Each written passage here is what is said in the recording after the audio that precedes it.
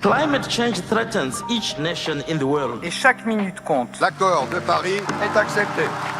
Réinventer la valeur de l'intention aux solutions. FutureUp.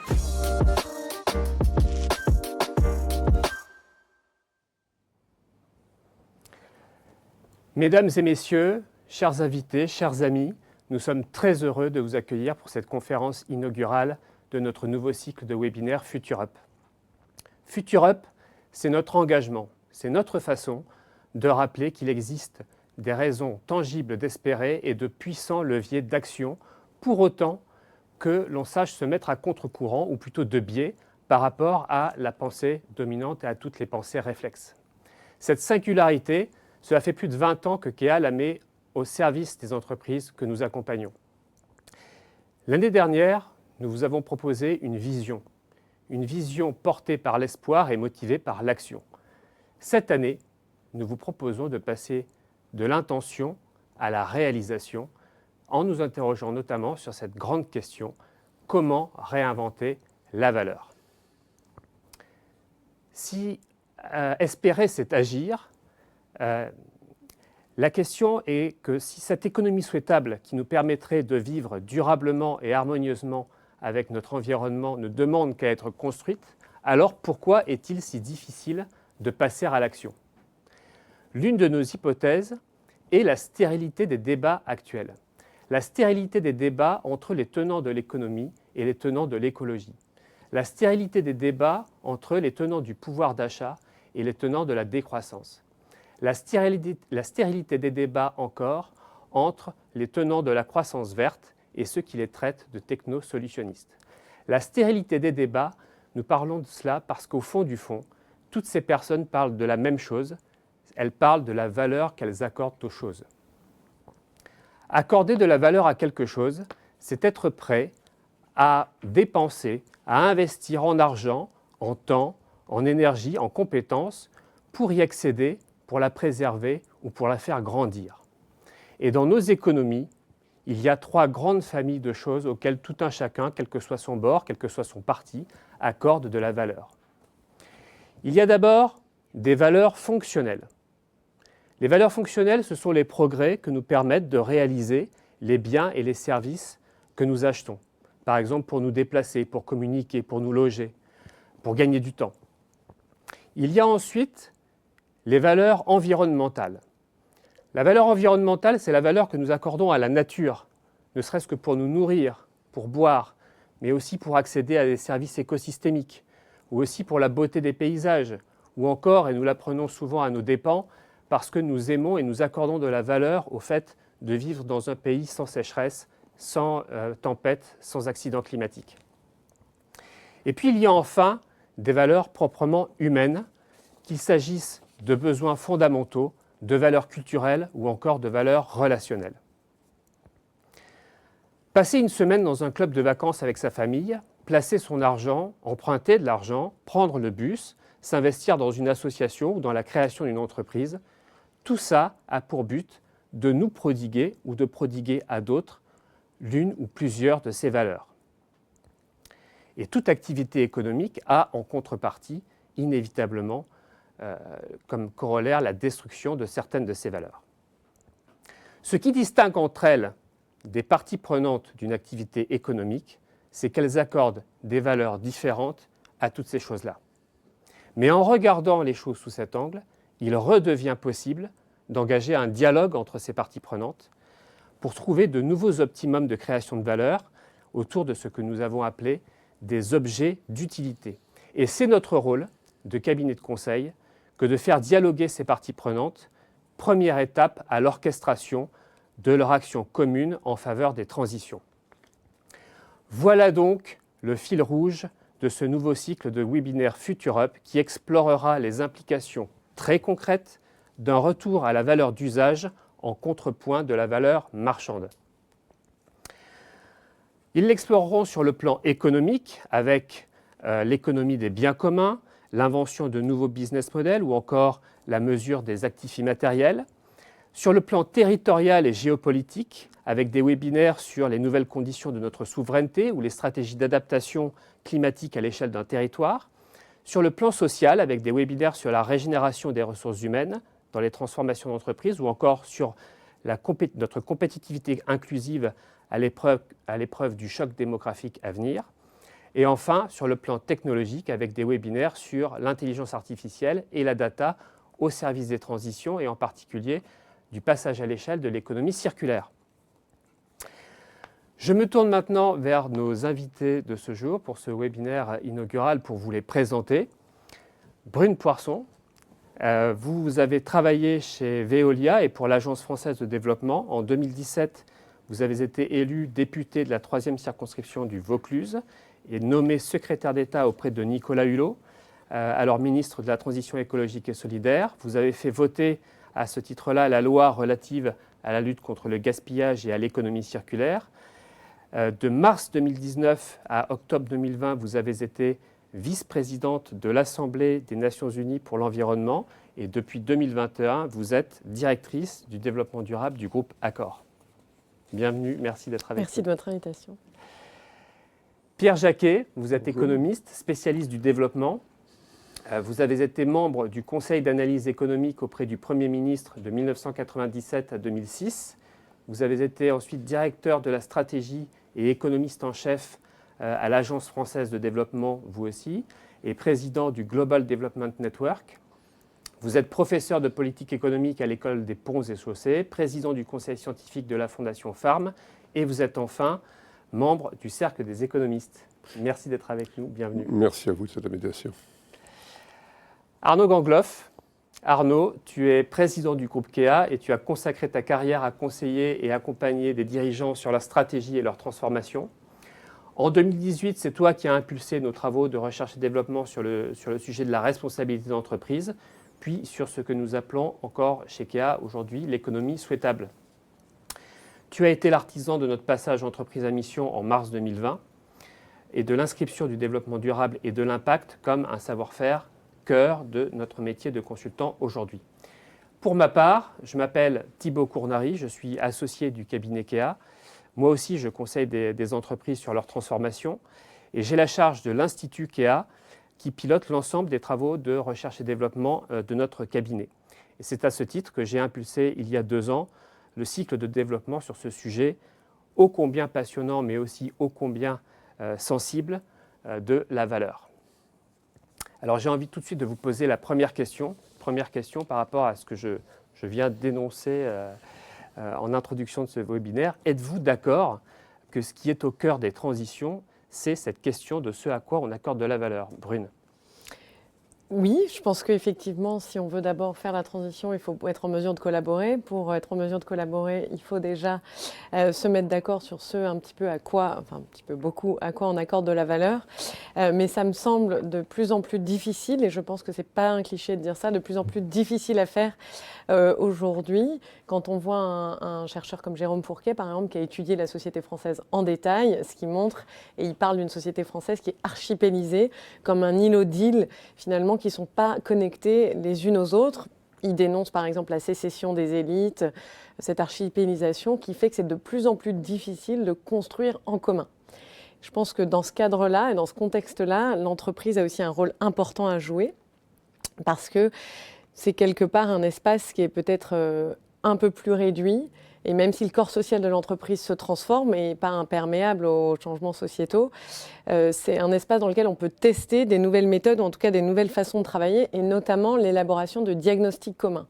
Parce que je crois qu'une grande partie, et déjà un des grands obstacles à la transition, c'est qu'on n'est pas d'accord sur ce qu'il faut faire, ou en tout cas sur comment le faire. Et ça suppose de recréer des espaces de dialogue. Et je pense que la deuxième chose aussi qui est fondamentale dans cette direction-là, c'est aussi d'être attaché au concret. Qu'est-ce qu'on veut transformer réellement dans le monde réel? Et ça paraît peut-être un petit peu trop concret de dire ça, mais je pense que c'est la seule façon de sortir de l'idéologie, parce que l'idéologie aujourd'hui, on le voit, est quand même un obstacle majeur à la transition. Il y a beaucoup de yaka faucons, beaucoup d'objectifs qui sont importants, mais qui ne sont pas toujours alignés avec des trajectoires qui sont réalistes et qui permettent d'atteindre ces objectifs-là. Et pourtant, il faut quand même une certaine radicalité, ou en tout cas y aller de façon résolue. Et donc, je pense que ça pose aussi la question de la troisième voie. En tout cas, l'alternative entre la révolution d'un côté et la réforme de l'autre. Comment est-ce qu'on avance avec radicalité, mais sans pour autant renverser la table. Alors je sais que c'est quand on travaille dans la transition écologique, on adore dire qu'on va renverser la table et tout changer. Je pense que pour changer, il faut plutôt réformer de façon radicale, parce qu'une révolution, en plus on le sait, c'est faire un tour sur soi et revenir au même endroit. Donc pour moi, ça fait partie des éléments clés qui permettraient d'avoir un alignement des valeurs. Pierre Jacquet, est-ce que c'est la bonne question que de se poser la question de ce à quoi on accorde la valeur ? Ah oui, je pense que c'est une excellente question et bravo d'ailleurs de la mettre sur la table. Il me semble que le problème est à la fois la définition de la valeur et puis la tension entre différentes façons de la percevoir. Et surtout la façon dont l'organisation de la société représente la valeur. En économie, on apprend assez vite quelque chose qui est assez fort, qui est que ce qui est gratuit est gaspillé. Et donc on a ce paradoxe qu'on est tous prêts à accorder de la valeur à la qualité de l'air, mais comme cette valeur n'a pas de valeur d'échange en quelque sorte, eh bien la qualité de l'air est gaspillée. Et donc tout l'enjeu est de rapprocher ces différentes formes de valeurs, et en particulier la valeur d'échange qui sert de base dans une économie de marché, au fonctionnement des entreprises, à la définition de la valeur actionnariale. Et puis ce qu'on a envie d'appeler la valeur sociale, qui est ce à quoi une majorité ou un consensus social ou le contrat social va être prêt à accorder de la valeur. Et cette réconciliation entre ces différentes formes de valeurs progresse, je crois qu'il faut être optimiste, elle progresse sous des tas d'éléments qui sont des éléments de réglementation, des éléments de pression venant de la société civile, des éléments de conviction des actionnaires. Tout ça évolue dans le bon sens, mais malgré tout, on a encore des tensions très très fortes entre les pressions à définir la valeur actionnariale de façon très étroite, uniquement fondée sur la valeur d'échange sur des marchés, et puis une ambition qui est quand même que le système économique représente davantage des valeurs auxquelles nous comptons, qui sont importantes pour notre vie, mais qui ne sont pas encore suffisamment représentées. Donc voilà, je crois, l'enjeu, et donc il me semble que tout ça est vraiment au cœur de la transition, parce que faire une transition dans laquelle on est prêt à accorder de la valeur, alors ça fera des débats très consensuels, mais si cette valeur n'est pas reconnue dans les prix et dans les incitations, rien ne se passera. Et je crois que c'est la contradiction dans laquelle on est et qu'il faut arriver à lever. Arnaud, est-ce que finalement se poser cette question de la valeur, vue d'une entreprise, c'est pas un peu conceptuel ou comme le dit Pierre à l'instant, c'est pas trop difficile à cerner vu de quelqu'un qui se préoccupe de valeurs financières? Bonjour à tous, oui. Je suis ravi, merci Brune et Pierre d'être avec nous. Je suis ravi d'avoir Pierre qui un homme important pour nous, puisqu'il a vécu les mêmes banques que Hervé Lefebvre, qui est le fondateur de Kea. Je suis ravi de vous avoir avec nous. Oui, je pense que le risque que l'on a, Brune insistait sur le fait que pour créer les conditions du dialogue, il faudrait déjà parler un peu de la même chose, il y a des éléments de langage commun. Et je pense que de temps en temps, ça peut être un peu conceptuel. Je crois que finalement, quand tu parlais de la valeur fonctionnelle, enfin les produits, les services, c'est aujourd'hui assez répandu. Je pense que le langage s'est installé. Tout le monde est capable de parler du prix des choses, du coût des choses, de la valeur qu'on peut associer à ces éléments. Donc c'est un langage, finalement, on a pris l'habitude, qu'on soit dirigeant d'entreprise, responsable politique, consommateur. C'est un langage qui s'est installé et qui nous permet de tous dialoguer. Je pense que dès qu'on parle d'environnement ou de social, c'est moins vrai. C'est moins vrai et sur l'environnement, je dirais que c'est en cours. Alors Pierre insistait sur la dimension normative, la dimension réglementaire, et c'est vrai qu'elle va vite. Un certain nombre d'entre nous sommes occupés sur des sujets de CSRD, donc on le voit bien. Je suppose que ça occupe pas mal Brune en ce moment. Donc on voit bien, ça se fait normatif, mais force est de constater que même si on essaie de fixer des éléments de langage, on en est encore un tout petit peu loin. Et sur le plan social, nous, notre sentiment, c'est qu'il y a assez peu de choses. Je dirais même que sur le plan environnemental, c'est rarement associé à la notion de valeur. On le voit souvent comme un objet de contrainte ou éventuellement comme un objet de destruction de valeur. On n'a encore pas vraiment réussi à développer des éléments de langage autour de cette même création de valeur. Et sur le plan social, c'est encore plus siloté. Pierre insistait sur ce qui est gratuit n'a pas de valeur. Je pense que quand on regarde par exemple le mouvement des Gilets jaunes, par rapport à ce qu'est cette valeur de notre environnement et de l'impact carbone sur ces éléments-là, on voit bien que c'est difficile à établir. Donc je pense que oui, c'est possiblement un peu conceptuel de vouloir associer dans la valeur cette valeur matérielle, fonctionnelle, cette valeur environnementale et cette valeur sociale. C'est pour ça que nous, notre conseil, c'est pas forcément chercher à le raisonner globalement, mais s'attaquer à des objets d'utilité, tu avais insisté là-dessus dans ton introduction, c'est de se préoccuper d'objets plus concrets, plus spécifiques d'une entreprise, une banque qui veut s'occuper des jeunes, une compagnie d'assurance qui veut s'occuper des seniors, un acteur sur le champ de la santé, d'autres acteurs sur le champ de l'alimentaire. On prend des objets assez concrets, d'accord, du mieux manger, mieux se soigner, et on va raisonner cette notion de valeur que l'on associe à ces objets concrets. Permet d'éviter la conceptualisation un peu globale qu'aujourd'hui on a du mal à installer, là où je pense que tout le monde est capable de lire un PNL d'entreprise. Il faut reconnaître que sur ces 3 valeurs, il y a encore du chemin à faire. Et est-ce que tu as vu évoluer, dans ta position, est-ce que tu as vu évoluer le rapport des dirigeants à la valeur? Et si oui, comment? Je dirais que moi, je suis assez respectueux parce que je trouve que leur boulot est quand même assez compliqué. Et je les trouve de temps en temps un peu schizophrènes, pour être honnête, parce que est-ce que je les ai vus évoluer? Objectivement, oui. Alors on peut juger que ça va assez vite, pas assez vite, mais moi je côtoie, alors peut-être qu'on a la chance de côtoyer cela, hein. Il y a peut-être il reste encore quelques cyniques, mais la réalité c'est que moi je les trouve assez authentiques dans ce mouvement-là. Il y a une étude qui m'avait intéressé aux États-Unis, au New York Stock Exchange, c'était finalement pourquoi ils sont motivés par ces aspects-là. Et on pourrait se dire c'est les clients, les consommateurs, la réglementation. Alors très très loin devant, c'est leurs enfants. Et c'est la culpabilisation par rapport à leurs enfants qui consiste à dire moi je ne veux pas vivre dans le monde que tu es en train de nous proposer, donc ça les fait bouler. Donc moi je pense qu'il y a une forme d'authenticité par rapport à ces sujets-là.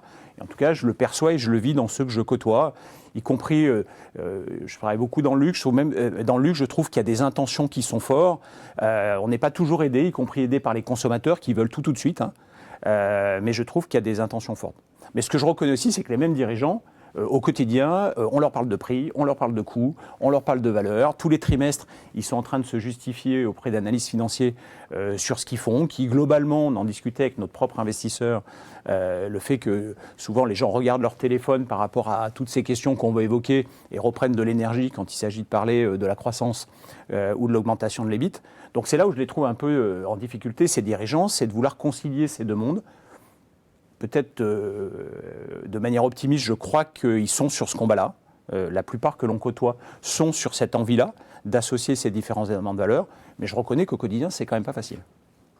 Alors, c'est pas facile, mais quel est le nœud, finalement, quel est le nœud de ce problème-là? Pourquoi c'est si difficile que ça, à partir du moment où on a bougé sur la conception de la valeur que l'on a? Qu'est-ce qui est si difficile que ça à faire bouger? Quel est le nœud du problème, Brune? Moi, je pense qu'un des nœuds principaux, d'abord, c'est ces injonctions contradictoires. Je veux dire, globalement, une entreprise, ou en tout cas un dirigeant, on lui demande d'avoir des résultats financiers toujours meilleurs et en même temps de résoudre les problèmes sociétaux et environnementaux. Donc ça, c'est une injonction contradictoire qui est ingérable. Et d'ailleurs, le risque avec l'arrivée au pouvoir de responsables politiques qui surfent justement sur une vague beaucoup moins favorable à l'environnement, c'est qu'il y ait certains dirigeants, malgré toute leur bonne foi, qui finissent par dire « moi c'est trop compliqué, je m'en sors pas, je n'arrive pas à gérer ces injonctions contradictoires ». Le fait d'accorder de la valeur à autre chose justement que les résultats financiers ou à l'EBIT, pour moi, de toute façon, n'est pas valorisé. Et donc, en conséquence, c'est trop compliqué, je laisse ça soit à mes successeurs, soit à d'autres. Donc ça, je pense que c'est un des nœuds, quand même, malgré tout, du problème. Un autre aussi, c'est que je pense qu'on a, pendant très longtemps, négligé les aspects sociaux. Là, peut-être, c'est pour reprendre une perspective un peu plus française. Très souvent, je pense qu'il y a une forme de paresse intellectuelle. En tout cas, je la prends en partie par pas mal de responsables politiques où on a du mal à connecter et du mal à travailler vraiment en profondeur sur cette imbrication entre environnement et social. Et je pense que ça vient en partie du fait que la question environnementale est très idéologisée. Et donc, on réfléchit beaucoup plus, et en tout cas pas suffisamment en termes de co-bénéfice. Le fait de dire que l'environnement est un co-bénéfice, par exemple, des politiques de santé ou même des politiques économiques, est souvent mal perçu et difficile à dire. Et je pense qu'un des nœuds du problème aussi important, c'est la question de la collaboration. Je pense qu'on ne sait pas collaborer. C'est la caractéristique pour moi du XXe siècle qui est prolongée au XXIe siècle. On le voit très bien, évidemment à l'échelle internationale, au moment des COP, c'est difficile même si on avance beaucoup. Et ensuite, à l'échelle d'une entreprise, Moi, ça me fait toujours penser au film de Charlie Chaplin, Les temps modernes, où chacun est sur son poste de travail, finalement à s'occuper, visser son boulot, sans vraiment avoir de perspective et de regarder, de perspective plus globale et regarder ce que fait son voisin. Et cette approche vraiment très silotée, on la voit à la fois dans l'organisation de l'État, mais aussi beaucoup dans l'organisation de l'entreprise. Et force est de constater qu'on n'a pas encore les méthodes ou la façon suffisamment éprouvée pour pouvoir permettre de collaborer, d'avoir des résultats concrets et d'accélérer. Pierre Jacquet, vous avez... Alors pour moi, le nœud du problème, c'est que cette notion de valeur collective, de valeur sociale, est fondamentalement insaisissable. C'est-à-dire qu'à tout moment, il faut faire des compromis entre des aspects environnementaux, des aspects sociaux, des aspects économiques, et la nature de ces compromis change. Et je suis tout à fait d'accord avec Arnaud lorsqu'il disait il faut choisir des objets concrets, mais il faut être prêt à bouger en permanence, parce que ces objets concrets, ils vont avoir par exemple une influence sociale favorable. On va avoir un projet socialement très clair, très compréhensible, qui va améliorer la vie d'une certaine catégorie de la population. Puis en même temps, on va découvrir que ce projet, il peut avoir un impact environnemental négatif. Alors comment on juge l'ensemble? Est-ce qu'on décrète que la valeur sociale est positive, ou est-ce qu'on met l'accent plutôt sur la détérioration de l'environnement? Et je crois que cette position va dépendre en permanence de l'état des forces, de l'état des jeux de pouvoir dans la société, du fait de savoir si des mouvements vont mettre en avant, des mouvements sociaux importants vont mettre en avant l'aspect négatif, alors que d'autres vont mettre en avant l'aspect positif. Comment on fait la synthèse entre les différents impacts d'une action concrète donnée? Et cette synthèse, à mon avis, elle ne peut pas se définir conceptuellement. C'est quelque chose qui est politique en quelque sorte et qui va évoluer en permanence. Donc oui, il faut du concret, oui, il faut mesurer ce qu'on fait, oui, il faut être capable de communiquer sur l'impact de ce qu'on fait, mais en même temps, il faut bouger en permanence pour suivre l'évolution de la société. Et ça, je crois que c'est un des nœuds fondamentaux du problème. C'est-à-dire qu'on ne peut pas à un moment donné dire « voilà ce qu'il faut faire ». On aura une réponse concrète à apporter, mais il faut le lendemain être prêt à faire bouger cette réponse. Et donc, en effet, la tâche des dirigeants, elle est fondamentalement difficile, et elle est encore plus difficile à partir du moment où le reste de la société considère que c'est la responsabilité des entreprises de faire avancer cette notion de valeur.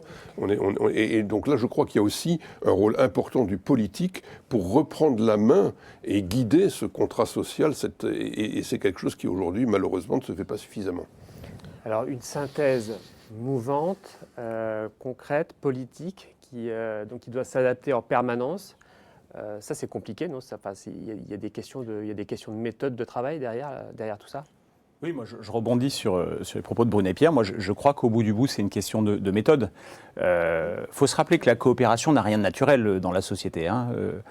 On a quelques statisticiens avec nous et Pierre ne me démentira pas. On est en plein dilemme du prisonnier, on n'est pas sur des choses absolues. Pour un chef d'entreprise, la question n'est pas d'être bon dans l'absolu, c'est souvent d'être meilleur que le voisin.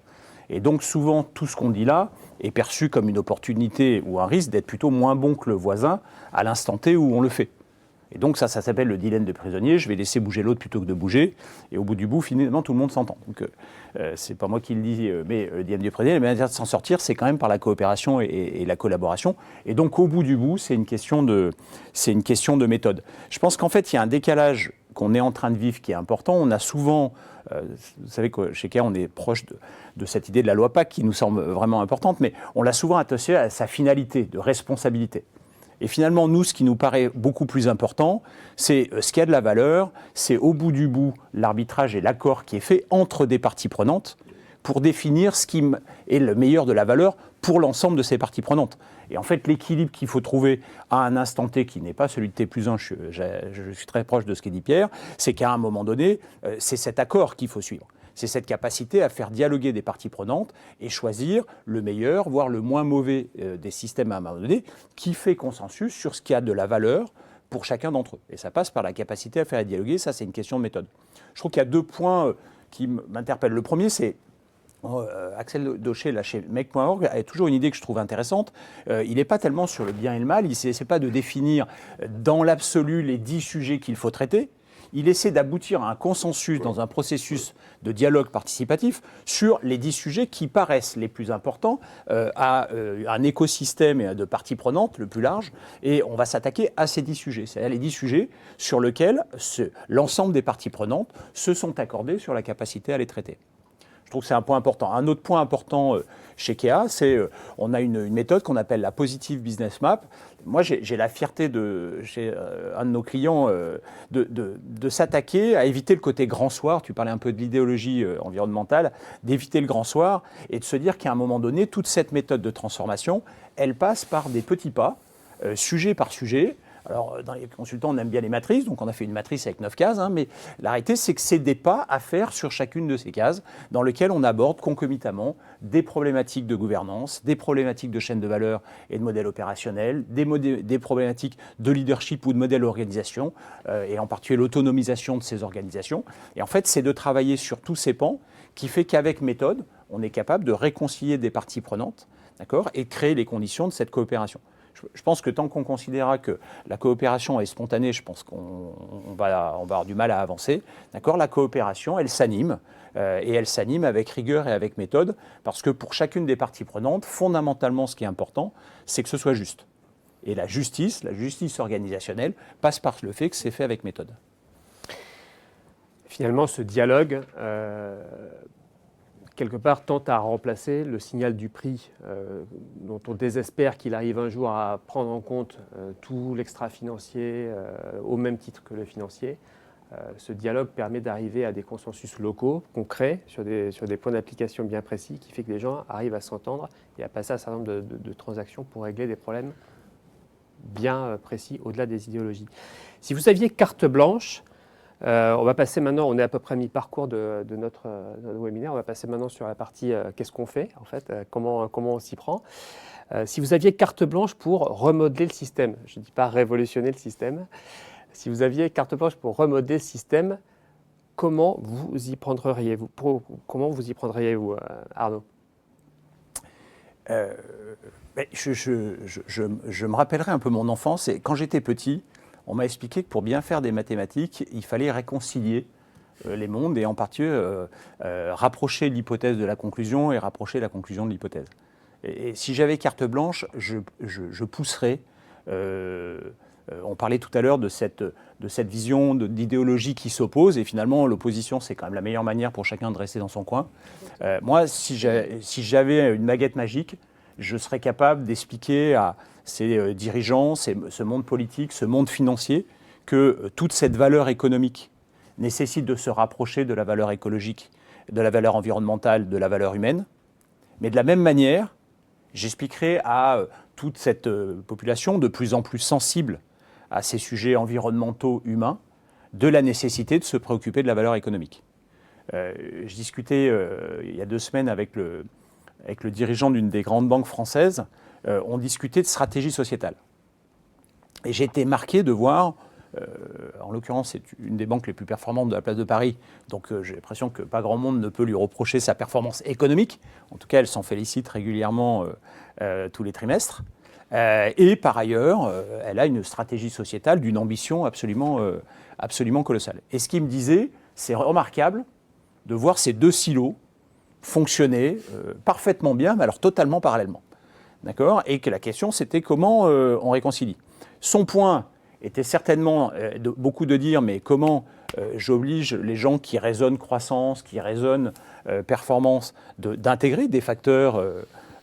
On a beaucoup parlé d'environnement parce qu'ils sont assez engagés sur ce sujet-là, on les a pas mal aidés là-dessus, mais aussi sur le champ social. Mais il avait une autre aussi préoccupation, c'était de faire que tous les porteurs de sa stratégie, des éléments de sa stratégie sociétale.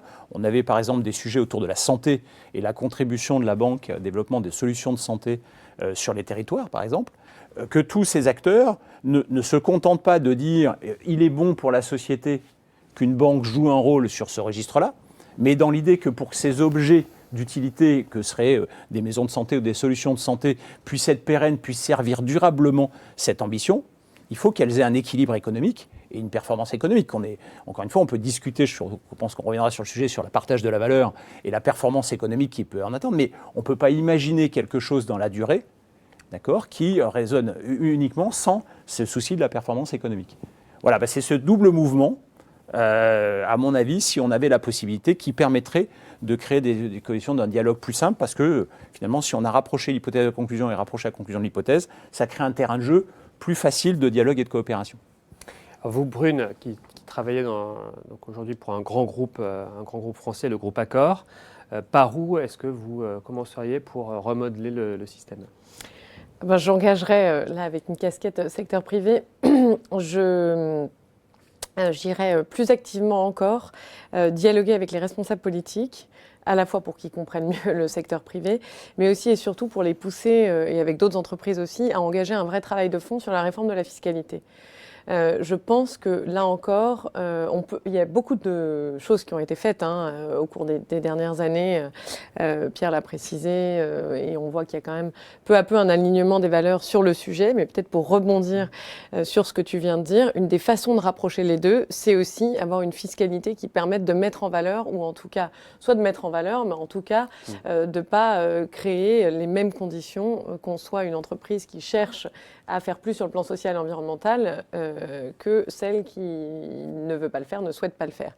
Et ça, je pense que c'est extrêmement difficile. C'est un chantier de long terme, mais auquel il faut à un moment que la France et que l'Europe s'attaquent, parce qu'on a un système fiscal qui date très important, mais sur lequel l'équation sociale a été en partie au cœur de ce système-là au sortir de la Deuxième Guerre mondiale et avant.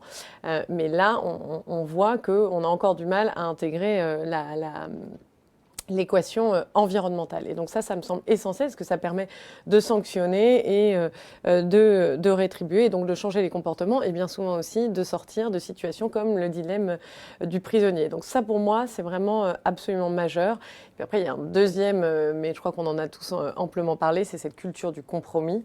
Et je ne dis pas que ça, parce que évidemment, comme tout Français, je me tourne actuellement vers le budget qui est discuté à l'Assemblée nationale, mais juste plus largement, cette culture du compromis, je pense qu'elle se construit, elle n'est pas facile, elle n'est pas évidente, mais on a d'autres exemples en Europe qui montrent que c'est possible avec une méthode, en s'accrochant un petit peu vraiment sur les lignes de ce dont vous parliez évidemment tous les deux.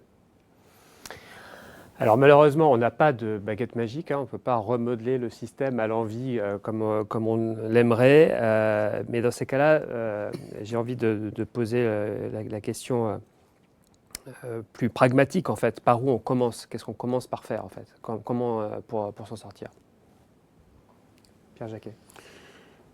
Alors, je vais un peu rebondir sur la discussion précédente, parce que d'abord, il ressort de notre discussion jusqu'à présent qu'on n'arrivera pas à la solution. On sera toujours en train de la construire. Elle sera toujours devant nous parce qu'on a toujours des problèmes à régler. Je crois que c'est une réalité importante à garder en tête.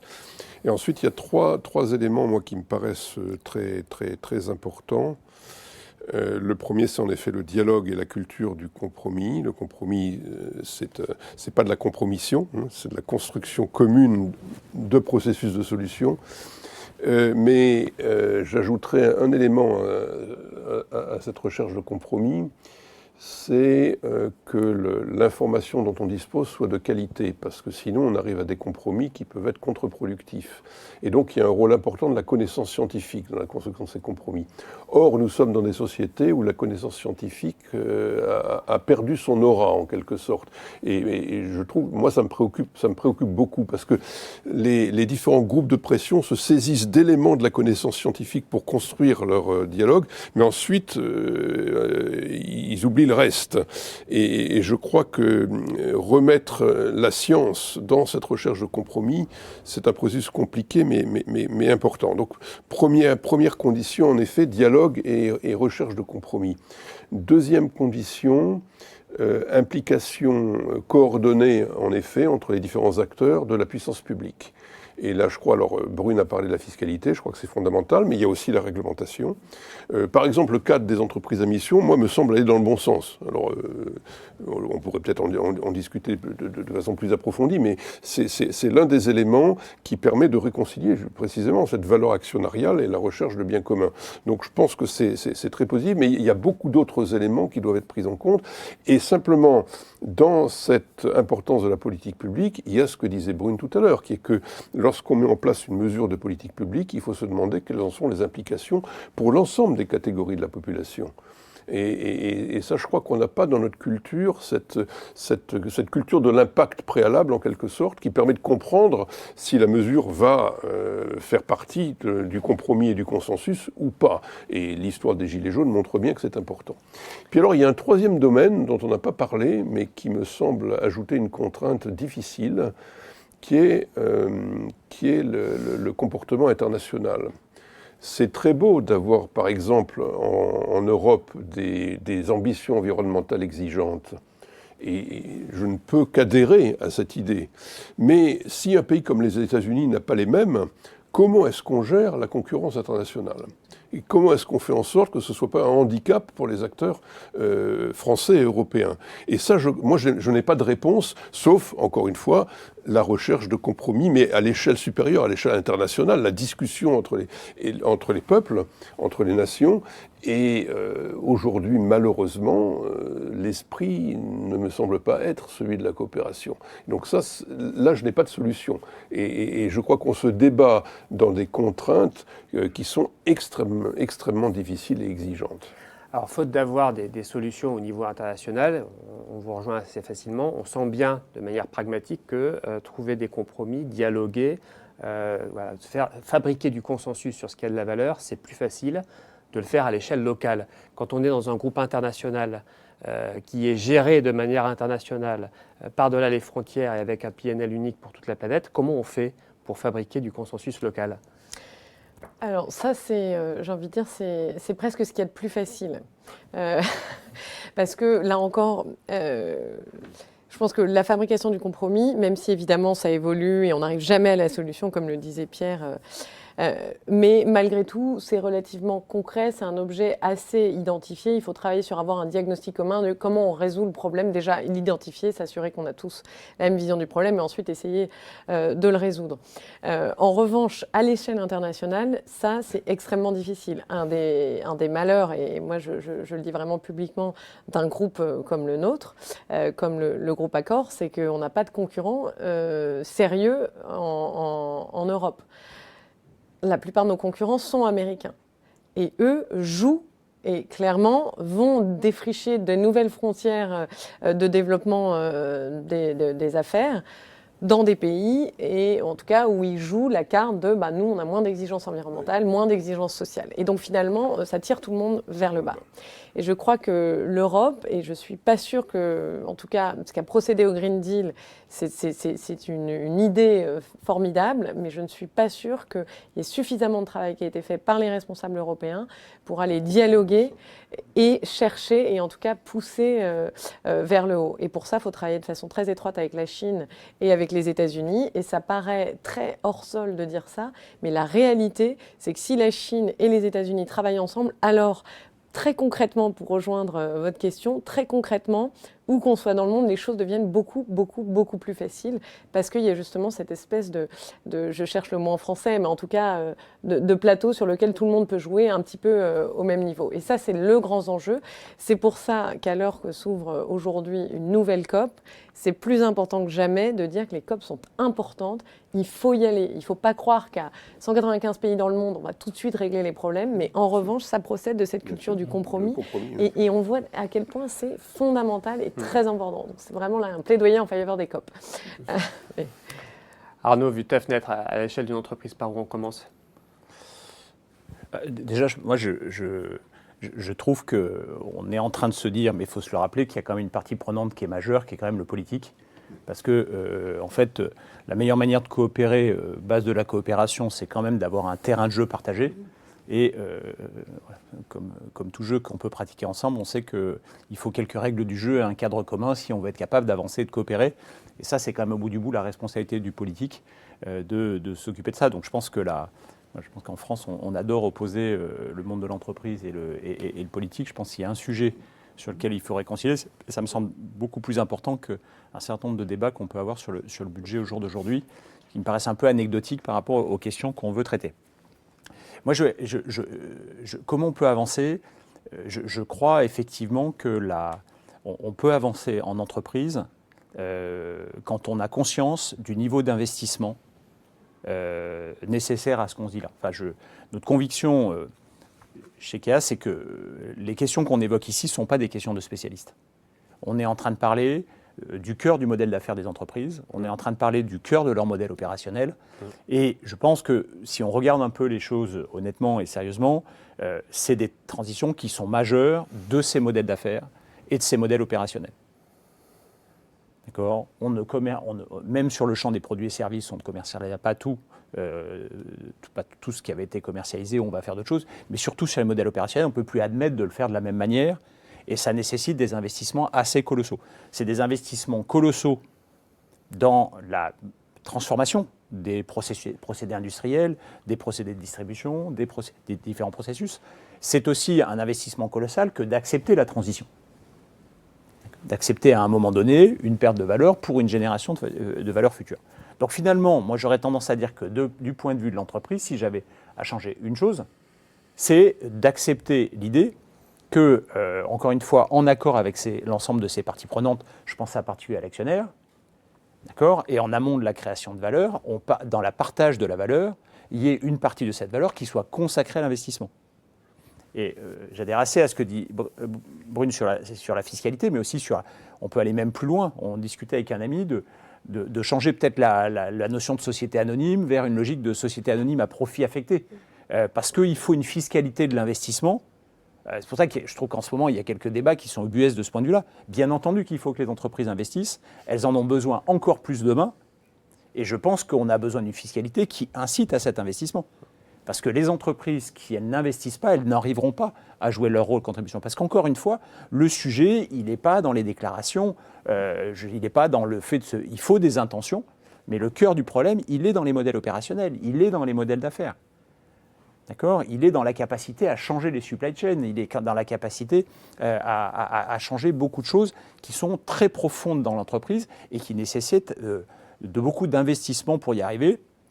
J'en profite pour dire que l'investissement qui est en partie nourri par une certaine vision scientifique, parce que sinon, pareil, ce qui est bien, on peut vite faire de grosses erreurs si on ne s'est pas préoccupé un tout petit peu de savoir si, d'un point de vue scientifique, tout ça était réellement contributif. Moi, aujourd'hui, je pense que c'est pousser des chefs d'entreprise à prendre conscience du niveau d'investissement nécessaire, à planifier stratégiquement, à moyen terme ou dans les budgets, ces enjeux d'investissement, et de pouvoir avoir la force de conviction vis-à-vis d'un appareil politique de soutien de cette politique d'investissement de l'entreprise. Voilà, je pense qu'on n'arrivera pas à faire des choses importantes et sérieuses si on n'investit pas. Et je reconnais aux entreprises que nous on côtoie, d'accord, qu'elles mettent fondamentalement beaucoup d'argent en OPEX, en gens qui travaillent, en investissement en termes de CAPEX, aujourd'hui pour faire bouger les choses. Moi, je pense que cet investissement, il est majeur, et il faut que l'ensemble des parties prenantes l'acceptent. J'insiste pour dire là-dessus que toutes les parties prenantes sont importantes, et je reviens un peu sur le début du propos de Pierre, on n'est pas aidé en bout de chaîne par le consommateur. Le consommateur, il est quand même très très d'accord sur beaucoup de choses qu'on se dit là, pour peu qu'il ne contribue pas à cet investissement. Voilà, et ça, c'est quand même au bout du bout un souci. Donc moi, je crois qu'il faut que les parties prenantes acceptent cette idée de l'investissement et que chacun joue son rôle, du consommateur dans la capacité à valoriser des produits et services qui sortent d'entreprises, qui investissent et qui font ces mouvements, et puis dans un appareil d'État qui est capable de stimuler et de créer les conditions de cet investissement d'entreprise, d'accord, avec des chefs d'entreprise qui auront la conviction de réallouer une partie significative de leurs profits à ces besoins d'investissement. Alors, il nous reste un tout petit peu de temps et c'est une bonne nouvelle parce qu'on a énormément de questions sur le chat de ce webinaire, en particulier une, Arnaud, qui fait le lien avec ce que tu viens de dire. La question est la suivante. Très concrètement, si on avance rapidement vers une économie qui priorise les valeurs sociales et environnementales, quelles seront les sources de revenus ? Pierre Jacquet. Ah bien, je pense qu'il ne faut pas oublier les marchés et il faut que ces valeurs sociales et environnementales fassent partie de ce que valorisent les marchés. C'est déjà le cas. Il y a beaucoup c'est déjà en grande partie le cas, mais pas suffisamment. Et cette valorisation des marchés, elle peut être aussi guidée par les politiques publiques. Le marché, ce n'est pas un objet pur. Le marché, d'abord, il a besoin de réglementation. C'est un cadre réglementé, un marché. Et la façon dont ces réglementations et dont les politiques publiques interagissent avec le système des prix peut aider à réconcilier ces différentes formes de malheur et donc peut donner une valeur marchande aux différentes choses qui font partie de ce qu'on a envie d'appeler la valeur sociale. Donc ça me paraît important. Et d'ailleurs, si on revient à notre débat sur les solutions, etc., il me semble qu'une partie de la solution, là, il y a deux choses que je voudrais dire à ce sujet. La première chose, c'est que c'est l'idée d'un partenariat public-privé renouvelé. Pas au sens des concessions et des contrats donnés par l'État à des entreprises, mais au sens d'un dialogue quasi permanent entre les entreprises et la puissance publique pour faire avancer ce bien commun. Et je crois qu'il y a énormément de choses qui peuvent être faites et qui vont consister parfois à utiliser la réglementation ou à utiliser l'argent public pour que le secteur privé produisent des biens communs. C'est une idée qui est contestée. Moi, je pense qu'il faut se donner les moyens de la mettre en œuvre et puis d'en mesurer l'impact. Et puis, il y a, je dirais, une deuxième condition que j'ai oubliée entre-temps, et qui me reviendra dans la discussion. Donc, je vais vous laisser reprendre le fil. Il y a une autre question qui est intéressante. On a parlé de partage de la valeur pour en affecter une partie aux investissements. Il y a une question là-dessus. Qu'est-ce que le partage de la valeur pour les entreprises de demain? Et puis on pense évidemment au partage aussi avec les salariés. Est-ce que vous avez un avis sur la question? Pierre a retrouvé Alors son idée. oui, j'ai retrouvé et puis je vais rebondir là-dessus. Ma deuxième condition, c'était la prise de risque. C'est pour rebondir sur ce que disait Arnaud sur l'investissement. Investir, c'est prendre des risques. Donc le grand enjeu aujourd'hui, c'est de savoir de quoi va être faite l'économie de demain. Et donc si on est confiant dans la transition, ça vaut le coup d'investir dès aujourd'hui dans ce que sera l'économie après la transition. Donc de prendre des risques dans le développement durable, dans l'économie durable, etc. Et ça peut être difficile à faire sur le plan de la concurrence internationale, mais ça peut donner un avantage de premier agissant qui va être fondamental. Donc je crois que ça, c'est un aspect très, très, très important. Or, on est dans une société dans laquelle on cherche tous les moyens d'éviter les risques, en fait. Et je crois qu'il faut retrouver cette fonction qui est fondamentale de l'entreprise, qui est de prendre des risques. Et donc, un point, Thibault, pour rebondir là-dessus, je laisserai Brune parler de création de valeur dans l'absolu. Je pense qu'une des manières de démarrer, parce que c'est concret, on parle toujours de création de valeur. Je pense qu'il y a quelque chose d'assez explicite aujourd'hui, c'est de commencer par réfléchir à la manière de ne pas la détruire. Et je pense que, c'est un peu technique, mais il y a quand même beaucoup de choses autour des externalités négatives sur lesquelles on peut travailler, qui sont aujourd'hui peut-être encore plus palpables et concrètes. On travaille aujourd'hui sur la création d'une entreprise autour des questions de nutrition et de santé, et de rapport, de mieux s'alimenter au service de la santé. Je pense que le jour où on est capable de mieux valoriser les coûts induits, ou les coûts évités d'une meilleure alimentation, d'accord, la réalité, c'est que pour la société française, on crée de la valeur. On crée de la valeur sur le système par la moindre sollicitation d'un système de santé. On est capable d'engager des assureurs autour de cette question-là parce que eux qui assurent des risques, je ne sais pas s'ils les prennent, mais en tout cas, ils les assurent. Ils sont capables de l'appréhender de ce type-là. Donc, je veux dire, il y a quelque chose qui est assez palpable aujourd'hui, c'est cette notion de coût évité et d'externalité négative. Je pense que ça ne traitera pas l'ensemble du problème, hein, mais la réalité, c'est que c'est quelque chose qu'on peut d'ores et déjà regarder de manière assez facile aujourd'hui et dont l'avantage, c'est qu'on est capable de les mesurer. On est capable de les mesurer. Donc, on crée une première base de ce langage commun dont on a besoin. Ce qui veut dire, qu'on est moins dans une logique de maximisation d'une valeur sociale qui est insaisissable que dans une logique de ne pas abîmer les choses. Et on essaye de ne rien abîmer et on construit de la valeur très mesurable et très précise dans un aspect concret de l'action. Ça, moi, je crois beaucoup aussi à ça, oui. partager la valeur. Alors, sur le partage de la valeur, est-ce que vous voulez rebondir sur cette notion? Est-ce que partager la valeur autrement, c'est déjà en soi créer une forme de valeur? Ça rejoint toutes les questions de méthode dont on a parlé quand même tout au long de ce webinaire, hein, qui est la question vraiment qu'est-ce que la valeur et surtout comment est-ce qu'on la partage. Et en tout cas, le fait qu'elle soit perçue comme étant pas suffisamment partagée doit faire que les entreprises doivent faire ce travail beaucoup plus et de se poser cette question du partage de la valeur, réinventer aussi des nouveaux modèles pour que les salariés et les employés aient aussi beaucoup plus non seulement voix au chapitre, mais bénéficient de cette valeur économique qui est créée et qui n'est pas toujours à la hauteur de la valeur financière enfin de la valeur environnementale et sociale. Il y a deux aspects dans cette question du partage de la valeur. Il y a en effet le partage lui-même, mais il y a au départ la rémunération de la valeur, telle qu'elle est perçue. Avant de partager la valeur collective, comment est-ce qu'on rémunère les différents domaines de valeur? Et il me semble qu'il y a une tension dont on n'a pas encore parlé, mais on a parlé de la tension en général, de façon conceptuelle, entre différentes formes de mesure de la valeur. On la retrouve sur le marché du travail.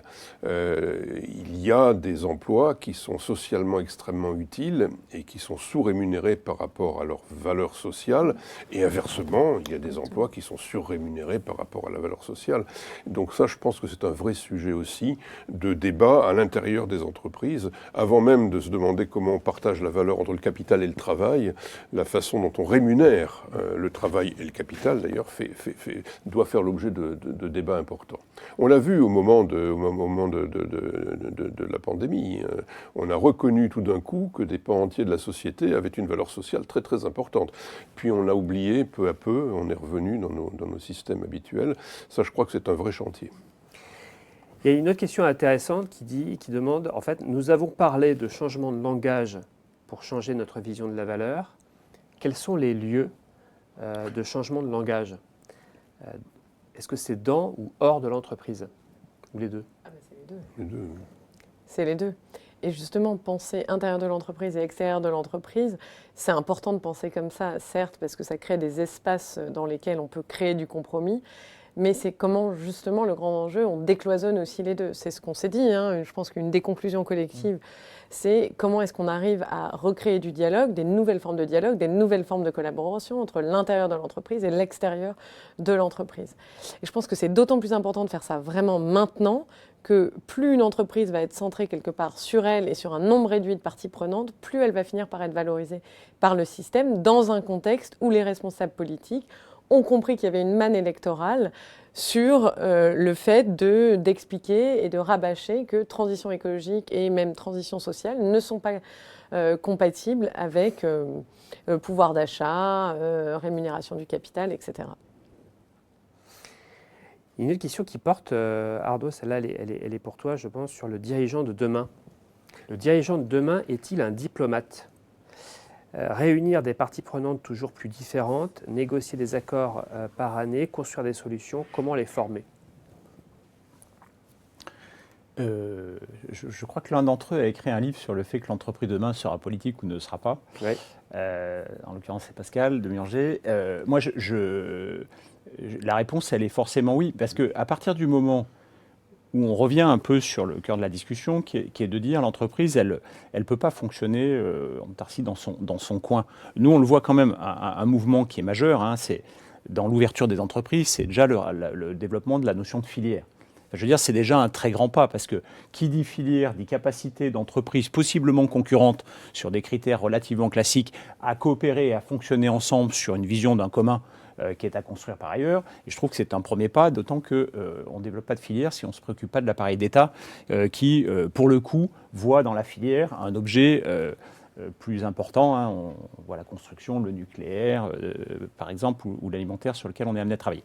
Mais donc, cet objet, je pense qu'à partir du moment où on accepte l'idée que la solution, elle est dans le juste équilibre à trouver à un instant T, parce que j'insiste, les choses bougent en permanence entre des parties prenantes, le chef d'entreprise, il a une vocation politique, diplomatique certainement, mais il a en soi, avec un grand P, pas au sens politique partisane, pas politicien, mais il a une dimension politique au sens, il a un rôle dans la cité.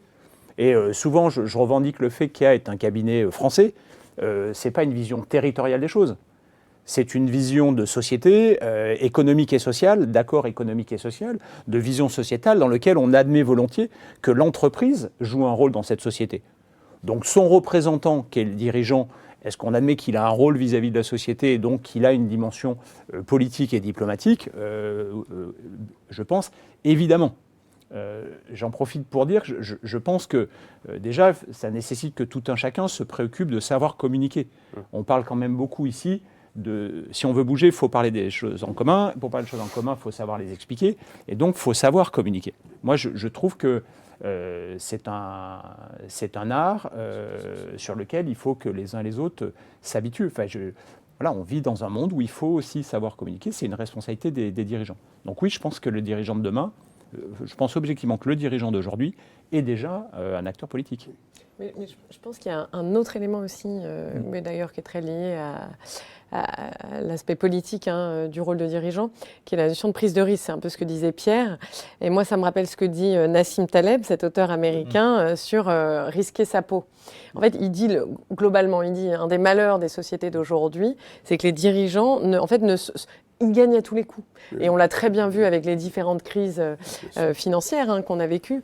Et donc, c'est vraiment la notion de comment le dirigeant se met en risque, mais aussi comment ce risque-là est rémunéré. Et après, au-delà de ça, comment on élimine parfois certaines fonctions qui finalement profitent un peu du système et ne se mettent pas suffisamment en risque. Et je pense que cette notion vraiment de risquer sa peau, elle est majeure parce que quand vous risquez votre peau, vous réfléchissez à 2 fois avant de prendre une décision, vous allez voir des scientifiques, vous pensez à votre investissement très différemment, je pense. Et ça, c'est absolument pas, aujourd'hui, c'est absolument pas mis en valeur, absolument pas rémunéré par le système économique et financier. C'est dans ce livre qu'il donne l'exemple des architectes romains qui dormaient un certain nombre de nuits sous les ponts qu'ils avaient construits. Exactement. Une certaine façon de risquer sa peau. Exactement. Et de prendre ses responsabilités. Absolument. Pierre, il y a une question pratico-pratique que j'ai envie de vous poser à vous, et n'hésitez pas à rebondir. C'est doit-on mettre en avant d'abord la création de valeurs plurielles, telles qu'on l'a définie, fonctionnelles, environnementales, humaines, et ensuite celles financières, ou tout ensemble ? De toute façon, je crois qu'on n'a pas le choix. On est dans une société dans laquelle il faut créer de la valeur financière. Donc il faut constamment avoir ça en tête et en même temps faire en sorte qu'il y ait un rapprochement entre la valeur financière et les valeurs sociales auxquelles on croit. Et c'est de ça dont on vient de parler, financement. Mais je crois qu'une entreprise qui dirait... On peut malgré tout nuancer ce propos. C'est-à-dire qu'il y a aujourd'hui des actionnaires qui sont avant tout intéressés par la création de valeurs environnementales et sociales. Mais simplement, ils le font sous contrainte d'une valeur financière non négative, parce que sinon, ils ne peuvent pas survivre. Ce qu'on appelle durable, c'est quelque chose qui s'autofinance.